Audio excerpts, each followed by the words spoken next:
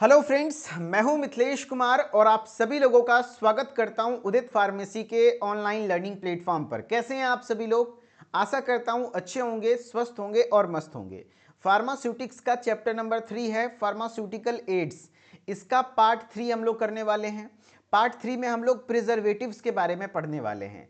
जैसे देखिए, अगर आप सिलेबस पर नज़र डालेंगे तो फार्मास्यूटिक्स का चैप्टर नंबर 3 में दो चीज़ें पढ़ना है। फार्मास्यूटिकल एड्स पढ़ना है एंड दूसरा प्रिजर्वेटिव्स पढ़ना है। तो फार्मास्यूटिकल एड्स हम लोग पढ़ चुके हैं पहले क्लास में एंड दूसरे क्लास में colouring agent, flavouring agent, sweetening agent ये सब पढ़े थे। आज तीसरा क्लास है जिसमें हम लोग प्रिजर्वेटिव्स पढ़ने वाले हैं। एंड प्रिजर्वेटिव्स का क्या क्या पढ़ना है, तो सबसे पहले डेफिनेशन यानी परिभाषा, क्या होता है प्रिजर्वेटिव्स, टाइप्स, कितने प्रकार के प्रिजर्वेटिव्स होते हैं एंड उसके एग्जाम्पल और यूजेस, किस प्रिजर्वेटिव का यूज कहाँ करते हैं, ये सब चीज़ें आपको पढ़ना है। तो चलिए शुरू करते हैं। And very important topic, very very important topic, आप इसको वीआईपी टॉपिक कह सकते हैं क्योंकि अक्सर एग्जाम में पूछा जाता है।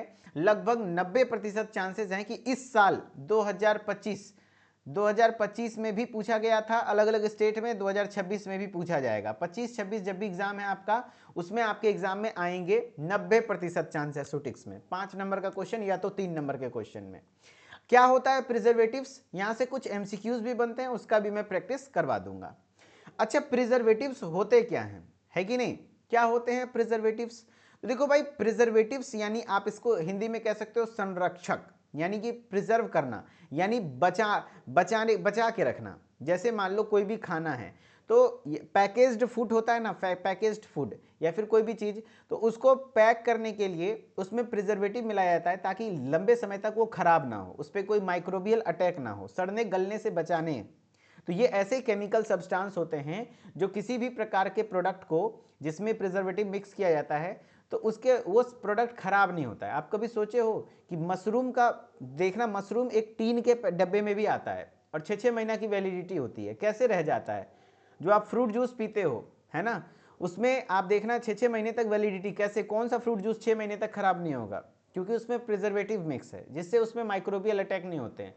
तो प्रिजर्वेटिव ऐसे केमिकल सब्सटेंस हैं, ऐसे रासायनिक तत्व हैं जो कि प्रोडक्ट को डेड मतलब डीके होने से, सड़ने गलने से बचाने का काम करता है। ठीक है, वैसे ही ड्रग्स में भी प्रिजर्वेटिव ऐड होते हैं क्योंकि अगर प्रिजर्वेटिव नहीं होगा तो ड्रग्स का भी सेल्फ लाइफ कम हो सकता है, यानी वो जल्दी खराब होने का चांस रहेगा। ठीक है, हाँ, तो ये बोल रहा है preservatives they are the chemical substance, ये क्या होते हैं? केमिकल सब्सटेंसेज होते हैं used to preserve organic substance. इसका उपयोग ऑर्गेनिक सब्सटेंस, जो भी कार्बनिक तत्व हैं जैसे खाना वगैरह या ड्रग वगैरह जो भी है, कार्बनिक तत्व यानी कि जो जनरली आप डेली लाइफ में यूज करते हैं, उसको डीके मतलब होता है सड़ना, डीके होना या स्पॉइल होना, सड़ना मतलब इसको मतलब डीके मतलब आप एकदम देसी भाषा में समझो, सड़ना। बाय प्रिवेंटिंग माइक्रोबियल अटैक, है ना, कैसे प्रिवेंट करता है, बचाता है किससे? माइक्रोबियल अटैक से। यानी जो भी आपका प्रोडक्ट है उस पर माइक्रोबियल यानी माइक्रोब्स मतलब सूक्ष्म जीव का अटैक नहीं होने देगा, जैसे बैक्टीरिया, वायरस, फंगाई वगैरह उस पर अटैक नहीं कर पाएगा। तो प्रिजर्वेटिव्स क्या होते हैं? तो ऐसे केमिकल सब्सटेंसेज होते हैं जो यूज किया जाता है किस चीज के लिए? वो क्या करता है? प्रिजर्व करने के लिए। किसको? ऑर्गेनिक सब्सटेंस को। कैसे? तो डीके एंड स्पॉइलेज से, यानी कि खराब नहीं हो जाए, सड़ ना जाए। कैसे? तो बाय प्रिवेंटिव माइक्रोबियल अटैक, यानी कि सूक्ष्म जीव के अटैक से। देखो, कोई भी प्रिजर्वेटिव्स है वो एक केमिकल सब्सटेंस है जो कोई भी ऑर्गेनिक सब्सटेंस होते हैं उसको प्रोटेक्ट करता है। किससे? डीके और स्पॉइल से, है ना। किस तरीके से? तो उस पर माइक्रोबियल अटैक नहीं होने देता है। माइक्रोबियल अटैक का मतलब हुआ सूक्ष्म जीव का हमला नहीं होने देता है, कोई भी बैक्टीरिया, वायरस, फंगाई उस पर अटैक नहीं कर पाएगा। ठीक है, हाँ। और क्या करता है? They improve the shelf life of drug. Shelf life मतलब होता है जीवन अवधि, है ना। जैसे कोई ड्रग है, 1 साल तक उसकी एक्सपायरी है, 1 साल तक चलेगा, तो वो 1 साल तक कैसे हो पाया? क्योंकि उसमें प्रिजर्वेटिव है। अगर प्रिजर्वेटिव नहीं रहेगा उसका सेल्फ लाइफ 10 दिन, 15 दिन, 1 महीने में वो खराब हो जाएगा। तो सेल्फ लाइफ मतलब होता है खुद का जीवन अवधि एक लंबे समय तक बना के रखता है प्रिजर्वेटिव डालने से। और drug decreasing, lowering the oxidation of active ingredients. जो भी ड्रग है, मेडिसिन है, उसके अंदर जो भी एक्टिव इंग्रेडिएंट्स है उसका ऑक्सीडेशन कहीं ना हो जाए। ऑक्सीडेशन मतलब है कहीं वो ऑक्सीजन से अभिक्रिया ना कर ले। अगर वातावरण में ऑक्सीजन प्रेजेंट है उससे अभिक्रिया करेगा तो वो जल्दी खराब हो जाएगा। कोई भी दवा सिंपली समझो खराब होने का मेन कारण है ऑक्सीजन या मॉइस्चर से मॉइस्चर के कांटेक्ट में आना, मॉइस्चर में भी H2O है, H2O में ऑक्सीजन होता है, तो अगर ऑक्सीजन से अभिक्रिया करेगा तो वो खराब हो सकता है। तो इसलिए ये ड्रग के सेल्फ लाइफ को इंप्रूव करता है। कैसे? तो उसको उसके ऑक्सीडेशन पावर को कम कर देता है, एक्टिव इंग्रेडिएंट्स को, एंड रिड्यूसिंग माइक्रोबियल प्रोडक्शन, और उसमें कम से कम माइक्रोबियल प्रोडक्शन को होने देता है। माइक्रोबियल प्रोडक्शन यानी सूक्ष्म जीव उसमें कम से कम पनपते हैं। ठीक है, हाँ। अब बात करते हैं नीड ऑफ प्रिजर्वेटिव, क्या जरूरत थी, क्यों जरूरत है प्रिजर्वेटिव्स की, कहाँ कहाँ जरूरत होती है? तो to protect the drug from microbial attack, जो भी सूक्ष्म जीव हैं, बैक्टीरिया, वायरस, फंगाई, प्रोटोजोआ, ये सब चीज़ों से ड्रग को प्रोटेक्ट करने के लिए प्रिजर्वेटिव की जरूरत है। To stabilize the product, product को स्टेबलाइज करने के लिए, यानी कि प्रोडक्ट एकदम स्टेबल रहे, जैसा उसका फीचर है वो एज इट इज बना रहे, ऐसा नहीं कि वो डाउन हो जाए। They increase the shelf life of product, product की सेल्फ लाइफ यानी उसका जो एक्सपायरी डेट है उसको बना के रखता है। एक्सपायरी डेट मतलब है कि कितने दिन में एक्सपायर होगा, तो उसका एक्सपायरी डेट मेंटेन रहता है। They to enhance activity and efficacy of drug, drug की एक्टिविटी और एफिकेसी को इनहेंस करने का काम करता है preservatives. Properties of ideal preservatives, क्या प्रॉपर्टी हैं, यानी क्या क्या गुण होते हैं अच्छे प्रिजर्वेटिव्स का? तो अच्छे प्रिजर्वेटिव मस्ट बी इफेक्टिव, है ना, बहुत इफेक्टिव होना चाहिए। जो भी अच्छा प्रिजर्वेटिव्स होता है वो इफेक्टिव होना चाहिए। ऐसा नहीं कि प्रिजर्वेटिव ऐड भी कर दिए लेकिन फिर भी खराब हो जाए, नहीं, वो जैसा अगर डाले हैं तो वो काम करे, है ना।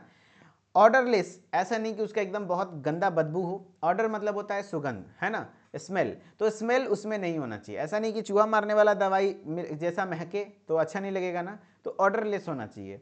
स्टेबल होना चाहिए, ऐसा नहीं कि वही खुद रिएक्ट कर जाए, वो खुद स्टेबल होना चाहिए। नॉन टॉक्सिक होना चाहिए, यानी कि वो टॉक्सिक जहरीला नहीं होना चाहिए। ऐसा नहीं कि देखो चूहा मारने वाला दवाई या कीड़ा मारने वाला दवाई भी तो प्रिजर्वेटिव है, लेकिन वो जहरीला होता है, इंसान पी लेगा मर जाएगा, क्योंकि दवाई में मिलाएंगे तो वो आदमी के शरीर के लिए टॉक्सिक नहीं होना चाहिए, जहरीला नहीं होना चाहिए। नॉन रिएक्टिव यानी किसी से रिएक्ट ना करे। हाई सॉल्युबिलिटी, यानी कि अगर कोई लिक्विड सॉल्यूशन में, खास करके कहाँ पे माइक्रोबियल अटैक होता है, जो वाटरी सॉल्यूशन होता है, एक्वा सॉल्यूशन, खास करके लिक्विड डोजेस फॉर्म में। टैबलेट में प्रिजर्वेटिव की जरूरत नहीं पड़ती, लेकिन सिरप में, सस्पेंशन में, इमल्सन में, जहां वाटर प्रेजेंट है ना, जहां पे लिक्विड प्रेजेंट है, वहां पर माइक्रोबियल अटैक होने का चांसेस ज्यादा होता है। ठीक है, तो वहीं पर प्रिजर्वेटिव यूज करते हैं। तो प्रिजर्वेटिव समझ रहे हो ना भाई, प्रिजर्वेटिव को जब भी लिक्विड में मिलाना है तो उसके लिए सॉल्युबिलिटी अच्छी होनी चाहिए, ताकि वो पूरा प्रॉपर घुल जाए, ऐसा नहीं कि गिट्टी जैसा दिखे। कॉस्ट इफेक्टिव, सस्ता होना चाहिए, महंगा नहीं होना चाहिए। टेस्टलेस, ऐसा उसमें कोई कड़वा स्वाद नहीं होना चाहिए, एकदम अदबू बदबू वाला स्वाद नहीं होना चाहिए, अच्छा मतलब कोई स्वाद ही नहीं होना चाहिए, टेस्टलेस होना चाहिए। कंपैटिबल विथ ड्रग कंपोनेंट, अगर किसी भी ड्रग कंपोनेंट में अगर डाल रहे हैं, अगर पैरासीटामोल का सस्पेंशन तैयार कर रहे हैं तो उसके साथ वो ऐसा प्रिजर्वेटिव यूज करेंगे जो प्रिजर्वेटिव उसके साथ कंपैटिबल हो, यानी कि वो आपस में रिएक्ट करके कहीं कुछ खराब ना हो जाए, है ना। हाँ, तो ये प्रॉपर्टीज होते हैं प्रिजर्वेटिव्स के। अगेन सुनो भाई, देखो हम लोग क्या पढ़ रहे हैं, चैप्टर 3 है फार्मास्यूटिकल एड्स, इसमें प्रिजर्वेटिव्स पढ़ते हैं। प्रिजर्वेटिव्स किस चीज के लिए यूज करता है? प्रिजर्व करने के लिए। प्रिजर्व का मतलब होता है संरक्षित करना, बचा के रखना, प्रोटेक्ट करना। तो प्रोटेक्ट करता है कैसे? तो सड़ने और गलने से, यानी डीके और स्पॉइलेज से बचाता है ड्रग को। Preventing microbial attack, microbial attack भी नहीं होने देता है। ड्रग के सेल्फ लाइफ को इंप्रूव करने का काम करता है, और उसमें जो भी एक्टिव इंग्रेडिएंट होते हैं उसकी ऑक्सीडेशन पावर को भी कम कर देता है, क्योंकि ऑक्सीडेशन यानी ऑक्सीजन से अभिक्रिया, अगर ऑक्सीजन से अभिक्रिया करेगा तो उसमें खराब होने के चांसेस ज़्यादा होंगे। क्या क्या जरूरत है प्रिजर्वेटिव्स की? तो माइक्रोबियल अटैक से बचाने का काम करता है, यानी सूक्ष्म जीव के हमले से बचाता है, जैसे bacteria, virus, fungi. To stabilize the product, product को स्टेबल रखना, यानी उसका feature as it is maintain रहेगा, ऐसा नहीं कि वो घटेगा बढ़ेगा। To increase the shelf life of product, product का सेल्फ लाइफ मेंटेन करके रखना, यानी कि बढ़ाना, यानी प्रोडक्ट जल्दी खराब नहीं होगा। To enhance activity and efficacy of drug, drug की एक्टिविटी एफिकेसी को बढ़ाना। कैसे लक्षण होने चाहिए, क्या गुण होना चाहिए? अच्छा प्रिजर्वेटिव, आइडियल प्रिजर्वेटिव में अच्छा प्रिजर्वेटिव होने के लिए तो वो मस्ट बी इफेक्टिव, यानी कि इफेक्टिव बहुत होना चाहिए, जरूरी है। देखो अगर क्वेश्चन आए तो ऐसे ही पॉइंट बाय पॉइंट आंसर लिखना, चाहते तो एक लाइन में ही सब पॉइंट लिख देते, इससे पेज भी नहीं भरेगा आपका। तो थोड़ा कॉमन सेंस यूज करना है कि जब भी आंसर लिखना है ऐसे पॉइंट वाइज।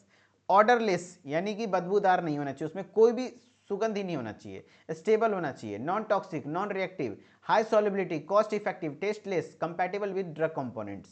ठीक है, चलो अब है क्लासिफिकेशन ऑफ प्रिजर्वेटिव्स। अगर प्रिजर्वेटिव 3 मार्क्स में आएगा तो इतना लिख दोगे तो चलेगा, क्या होता है प्रिजर्वेटिव, क्यों जरूरत है और क्या लक्षण होने चाहिए। लेकिन अगर 5 नंबर में आएगा तो आपको लिखना पड़ेगा क्लासिफिकेशन भी, क्लासिफिकेशन ऑफ प्रिजर्वेटिव्स। तो इसके भी दो टाइप्स हैं, एक है on the basis of mechanism of action, किस आधार पर उसको क्लासिफाई कर रहे हैं, तो उसके मैकेनिज्म ऑफ एक्शन यानी उसका काम करने का तरीका, वो कैसे ड्रग के प्रोडक्ट को प्रिजर्व कर रहा है, ड्रग को बचा रहा है, तो मैकेनिज्म ऑफ एक्शन के आधार पर, या तो on the basis of source, वो कैसे प्राप्त हुआ है। ठीक है, जैसे मैकेनिज्म ऑफ एक्शन के आधार पर तीन प्रकार के होते हैं, एक होता है एंटीऑक्सीडेंट, ऑक्सीडेशन नहीं होने देगा, एक होता है एंटी माइक्रोबियल एजेंट, उसमें माइक्रोबियल ग्रोथ को कम करेगा, एक होता है chelating agent, chelate ring formation करता है, उससे कॉम्प्लेक्स की स्टेबिलिटी बढ़ जाती है। ठीक है, आगे हम लोग वन बाय वन सबके मैकेनिज्म ऑफ एक्शन के बारे में स्टडी करेंगे। तो प्रिजर्वेटिव्स के क्लासिफिकेशन में बात करें तो दो तरीके से हुआ है, एक है मैकेनिज्म ऑफ एक्शन के आधार पर एंड दूसरा है on the basis of source, किस सोर्स से, उसका स्रोत क्या है, जैसे प्राकृतिक स्रोत है या तो आर्टिफिशियली बनाया गया, सिंथेटिकली प्रिपेयर्ड, तो ये बोला नेचुरली ऑब्टेन्ड या तो सिंथेटिकली प्रिपेयर्ड। तो वन बाय वन हम लोग एक्सप्लेन करते हैं मैकेनिज्म ऑफ एक्शन के आधार पर। सबसे पहले एंटीऑक्सीडेंट, तो एंटीऑक्सीडेंट एक प्रकार के प्रिजर्वेटिव्स होते हैं, तो they are used to reduce the oxidation of active compounds. मैंने बताया जो भी दवा के अंदर एक्टिव कंपाउंड है, जैसे एम्लोकाइंड 80 हमने बताया था दवा, उसके अंदर एक्टिव कंपाउंड है एम्लोडिपिन और एटिनोलॉल, तो वो उसके एक्टिव कंपाउंड हुए, उसके ऑक्सीडेशन को रिड्यूस करेगा, क्योंकि ऑक्सीडेशन मतलब है वो ऑक्सीजन से अभिक्रिया करेगा तो उसकी क्वालिटी खराब हो जाएगी। तो ये बोल रहा है they are used to reduce the oxidation, reduce करना यानी कम करता है, कैसे, ऑक्सीडेशन ऑफ एक्टिव कंपाउंड, जो भी एक्टिव कंपाउंड है यानी एपीआई है उसके एपीआई को ऑक्सीडेशन को कम करता है, और protect from the formation of free radical, और उसमें किसी प्रकार का फ्री रेडिकल्स नहीं बनने देता है, by using their self reducing activity, क्योंकि एंटीऑक्सीडेंट खुद ही उसका सेल्फ रिड्यूसिंग एक्टिविटी है, जब खुद को रिड्यूस करेगा तो दूसरे को ऑक्सीडाइज नहीं होने देगा, है ना। इनफिनिश्ड प्रोडक्ट यानी कि सिंपली है एंटीऑक्सीडेंट, नाम से ही पता चल रहा है एंटीऑक्सीडेंट यानी एंटी है किसके, ऑक्सीडेशन के, तो ये ऑक्सीडेशन को रिड्यूस करेगा, फ्री रेडिकल नहीं बनने देगा, जिससे कि उसका सेल्फ लाइफ इंप्रूव हो जाएगा। ठीक है, हाँ। फिर दूसरा है anti microbial preservatives. Anti microbial preservatives क्या होते हैं, तो जो माइक्रोबियल ग्रोथ को कम करता है, खास करके इसका इस्तेमाल मल्टी डोज कंटेनर जैसे वायल्स वगैरह में किया जाता है।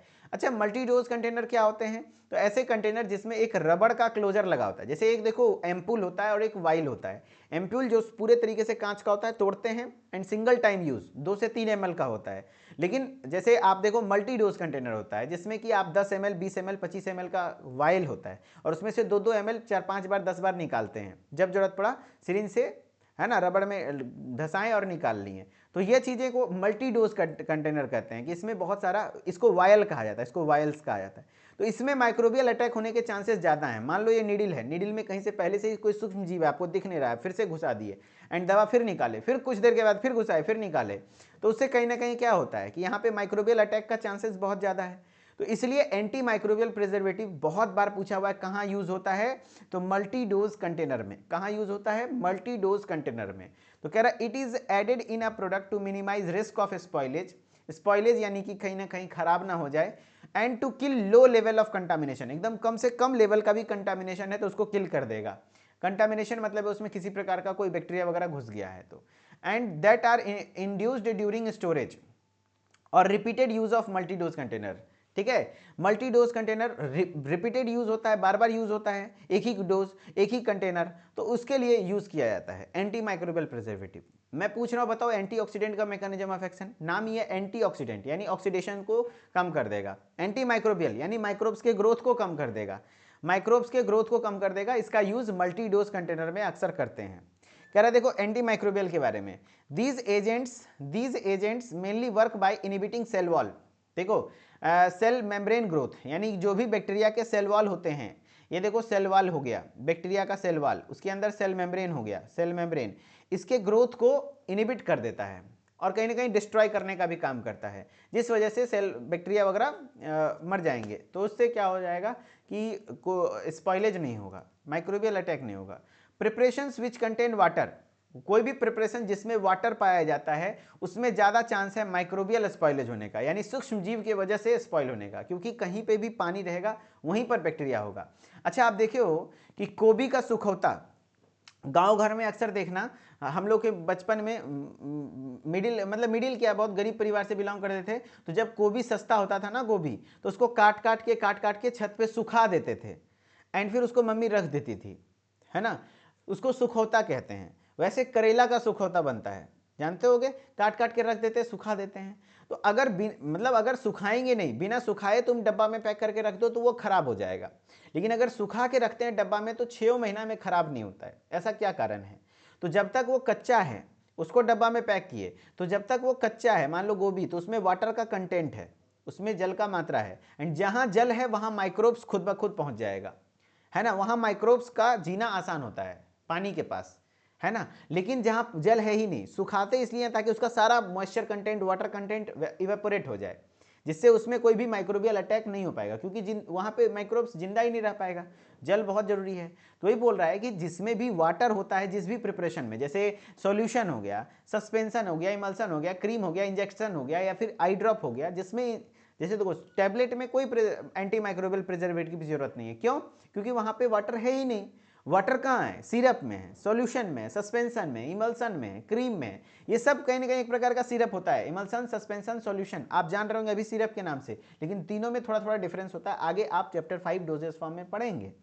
क्रीम में, इंजेक्टेबल में, इंजेक्शन वगैरह में, आई ड्रॉप वगैरह में, तो वहां इसका इस्तेमाल होता है। किसका? एंटी माइक्रोबियल प्रिजर्वेटिव्स का। एग्जाम्पल में क्या क्या है? Benzoic acid, benzoic acid, sodium benzoate, methyl parabens, ये सब चीज क्या है? एंटी माइक्रोबियल प्रिजर्वेटिव्स हैं। एंटी माइक्रोबियल प्रिजर्वेटिव्स समझ गए? हाँ, तो इसमें क्या, ये कहाँ यूज होगा? जहां पर वाटर कंटेंट है। वाटर कंटेंट कहाँ कहाँ होता है? Solution, suspension, emulsion, syrup, cream, injection, eye drop, इस सब में इस्तेमाल होता है। एग्जाम्पल क्या है? तो बेंजोइक एसिड है, सोडियम बेंजोएट है, एंड एंटी मिथाइल पैराबिन्स है। ठीक है। हाँ, अब देखो नेक्स्ट था chelating agents. Chelating agents, chelating agents क्या करता है? चिलेटिंग एजेंट का एग्जांपल अक्सर पूछा गया, ईडीटीए। ईडीटीए एक केमिकल है जो कि एक चिलेटिंग एजेंट्स होता है। चिलेटिंग एजेंट का मतलब समझना होगा।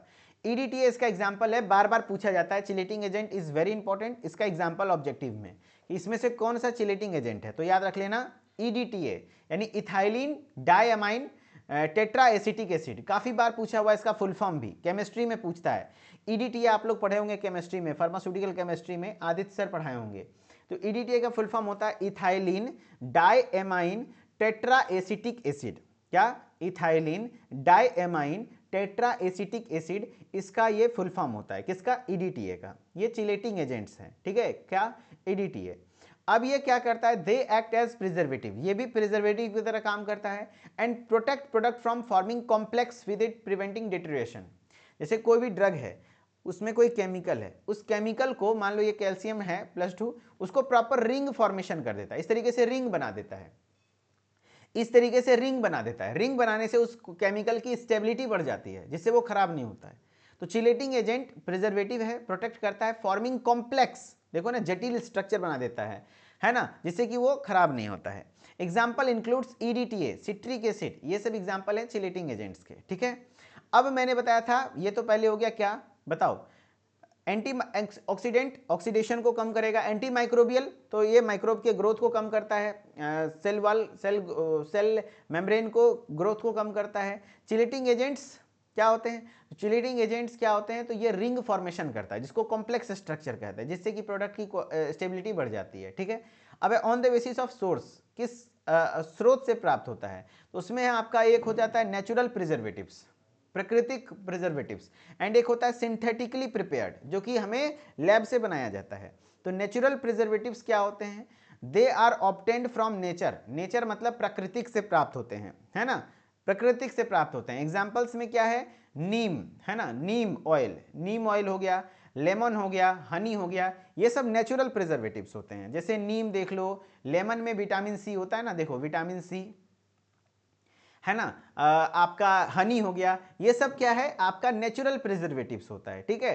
हाँ, अब बात करते हैं सिंथेटिकली प्रिपेयर्ड, जो लैब में बनाया जाता है। तो they are obtained from the chemicals, ये केमिकल से बनते हैं, by any process. Example include benzoate, benzoate जैसे जिसको सोडियम बेंजोएट कहते हैं, नाइट्रेट जैसे सोडियम नाइट्राइट होता है, नाइट्राइट्स हो गया, एंड आपका हो गया सल्फाइड्स, तो लाइक सल्फर डाइऑक्साइड, है ना, समझ रहे बात को? तो नाइट्राइट्स, सल्फाइड्स, बेंजोएट्स, है ना। तो बेंजोएट, नाइट्राइट्स, सल्फाइड्स, ये सब क्या है? सिंथेटिकली प्रिपेयर्ड, क्या हैं? सिंथेटिकली प्रिपेयर्ड आपके प्रिजर्वेटिव्स हैं। ठीक है। हाँ, तो ये नेचुरल प्रिजर्वेटिव हो गया, neem oil, lemon, honey. Synthetically prepared तो benzoates, nitrates, sulphides, sorry nitrides, sulphides. ये नाइट्रेट को लेकर के मेरे मन में एक स्टोरी है, मैं बताऊंगा। चलो, नाइट्राइड्स, सल्फाइड्स वगैरह हो गया, ठीक है। चलो, common side effects of preservative. जब भी प्रिजर्वेटिव कोई भी प्रोडक्ट में यूज होता है तो उसके कुछ कुछ साइड इफेक्ट भी हो सकते हैं जिसको आप कंज्यूम कर रहे हैं। तो जैसे हाइपर सेंसिटिविटी, किसी को एलर्जी वगैरह हो सकता है, उससे एलर्जी हो सकता है, उससे आस्थमा जैसे कंडीशन, किसी का आस्थमा उखड़ सकता है, यानी कि दम्मा जैसा समस्या आ सकता है। कुछ कुछ प्रिजर्वेटिव कार्सिनोजेनिक भी होते हैं, है ना, कैंसर कॉजिंग होता है, कुछ कुछ न्यूरोलॉजिकल डैमेज भी कॉज करते हैं, लेकिन बहुत ज़्यादा नहीं, रेयरली ऐसा होता है, ठीक है। चलो, अब आप लोगों को मैं कुछ क्वेश्चंस करवाऊंगा, बताओ आप लोग तैयार हो? Are you ready? बताओ। यस। तो अभी हम लोग क्या क्या पढ़े, देखो सुनो, प्रिजर्वेटिव्स होता क्या है, फिर क्वेश्चन करना। Need of preservatives, properties of ideal preservatives, classification and सबका मैकेनिज्म ऑफ एक्शन। एंड याद रख लेना, जैसे नाइट्राइट्स हो गया, बेंजोइट्स हो गया, सल्फाइड्स हो गया, ये सब सिंथेटिकली प्रिपेयर्ड क्या है, सिंथेटिकली प्रिपेयर्ड क्या कहते हैं उसको, प्रिजर्वेटिव्स हैं, ठीक है। चलो, पहला क्वेश्चन है,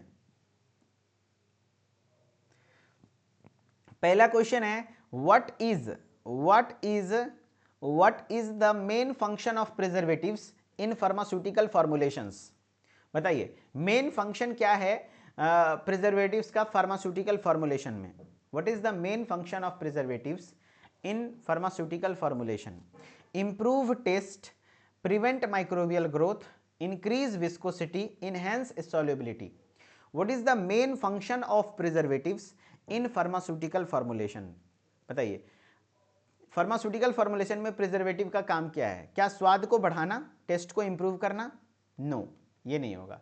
प्रिवेंट माइक्रोबियल ग्रोथ, यस, उसमें माइक्रोबियल ग्रोथ को कम करना। विस्कोसिटी इंक्रीज करना, सॉल्युबिलिटी बढ़ाना, नहीं। Answer B.